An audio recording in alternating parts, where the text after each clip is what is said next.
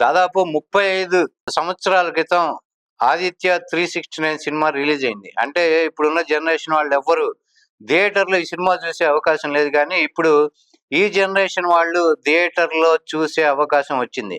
April 4న ఈ cinema release అవుతుంది. అయితే మీరు థియేటర్‌లో ఎన్నో సినిమాలు చూసుంటారు గానీ, వాటిలో కొన్ని ఎంతో బాగా నచ్చుంటాయి. ఆ నచ్చిన వాటిల్లో 'ఆదిత్య 369' కూడా ఖచ్చితంగా ఉంటుంది.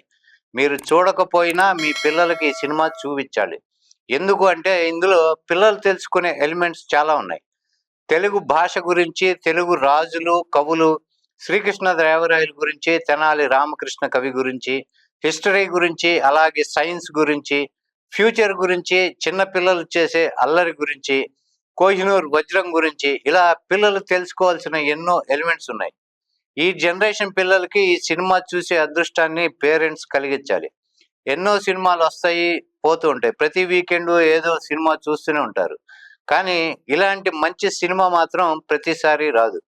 వీకెండ్‌లో మీ పిల్లలందరినీ ఈ థియేటర్‌కి తీసుకెళ్ళి ఈ సినిమా చూపిస్తే వాళ్ళు చాలా ఎంజాయ్ చేస్తారు. మీరు కూడా పాత అప్పుడులో మీరు చూసిన ఆ సినిమాని మళ్ళీ గుర్తు చేసుకొని అప్పుడు పాటలు గాని, ఆ సాహిత్యము, సంగీతం అది చాలా బావుంటుంది మూవీలో. మీరు గూడా మళ్ళీ ఆ పాత రోజుల్ని గుర్తు చేసుకొని ఎంజాయ్ జేయొచ్చు. అలానే డెఫినెట్‌గా ఒక మంచి సినిమా జూసాము అని మీరు, మీ పిల్లలు మళ్ళీ అనుకునే విధంగా ఉంటుంది.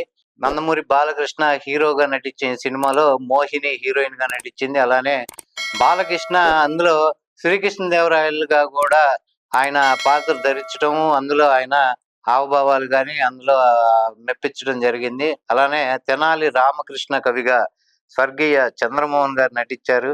ఆయన గూడా చాలా మంచిగా ఆయన పెర్ఫార్మన్స్ ఎక్సలెంట్‌గా ఉంటుంది మూవీలో. అందుకని రేపు ఏప్రిల్ 4వ తారీఖున ఈ సినిమా రిలీజ్ అవ్వబోతుంది. తప్పకుండా అందరూ చూసి 'ఆదిత్య 369' లాంటి మంచి ఆహ్లాదకరమైన కుటుంబ సమేతంగా అందరూ చూడదగ్గ సినిమాగా ఇది నిలిచిపోతుంది.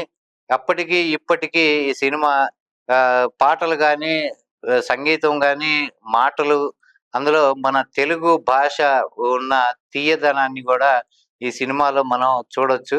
అయితే సంగీతం శ్రీనివాసరావు గారు ఈ సినిమాకి దర్శకత్వం వహించారు. ప్రస్తుతం ఆయనకి 92 సంవత్సరాలు.